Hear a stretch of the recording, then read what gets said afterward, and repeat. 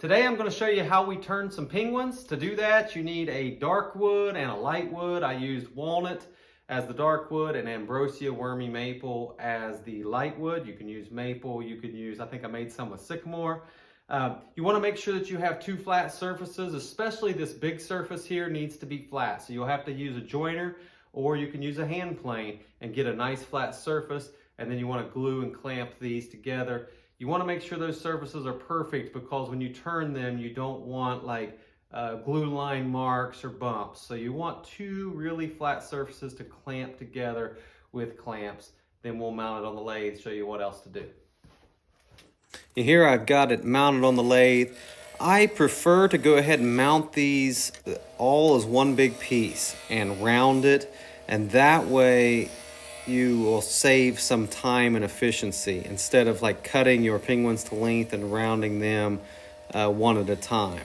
So I went ahead and got a round piece. Now I'm using a saw.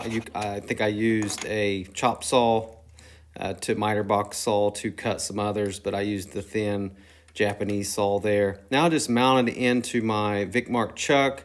That's what I have the smaller jaws on, and then I can start making my first penguin.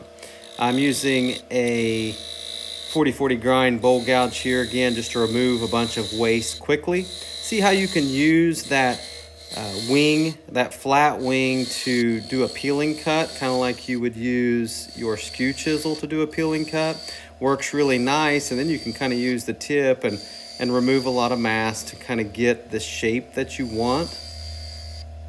I found this method's working pretty good, and I'm kind of liking this 40/40 grind for some spindle work. It keeps my detail gouge from having to go sharpen it as much because the detail spindle gouge just doesn't remove the material as easily or as fast. But you'll see I grab that detail gouge again when I really want to fine tune it and get a smooth surface. Much easier to control this detail gouge.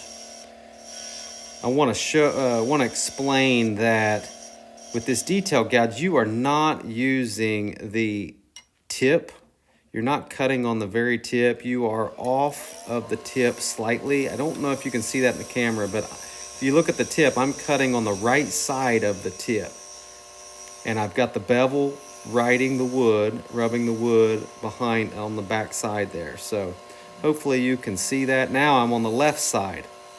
So I'm cutting on the left from the center. So I'm not using the very tip of the gouge. So just if you're having problems with it, might be that you're trying to cut with the very tip of the gouge. And what happens if you use the very tip is you actually create a cove, and then the two wings are cutting in grain in a scraping manner.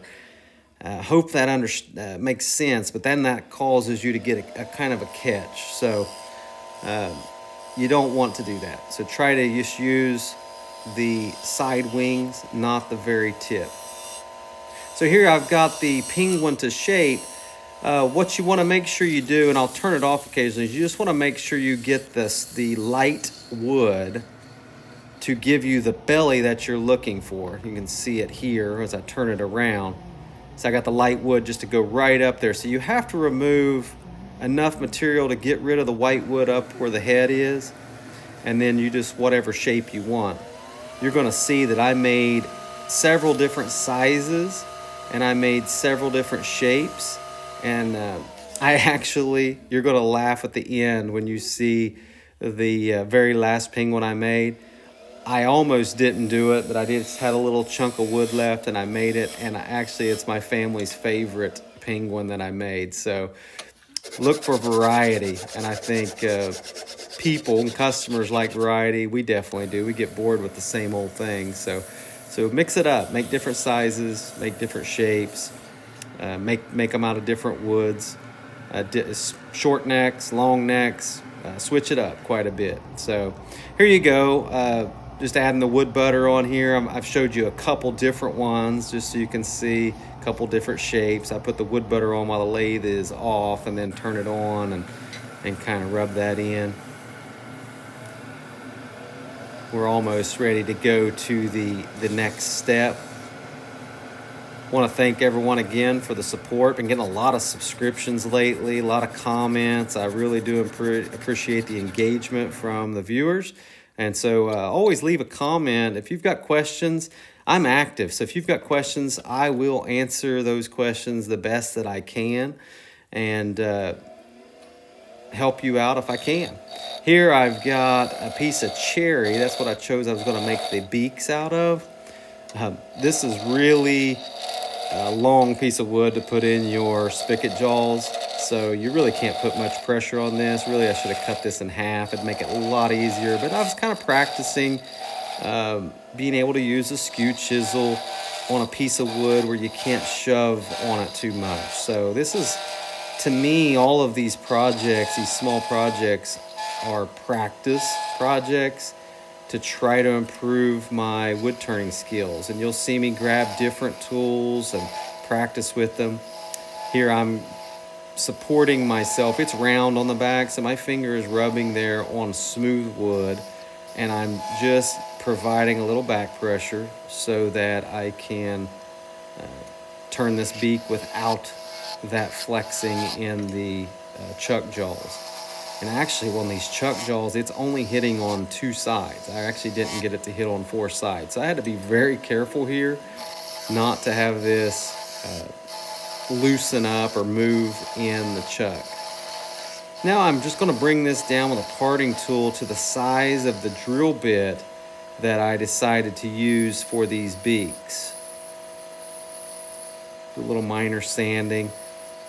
What I love about these small spindle projects is there's just not much sanding. If you use the tools correctly, you really don't even have to sand sometimes.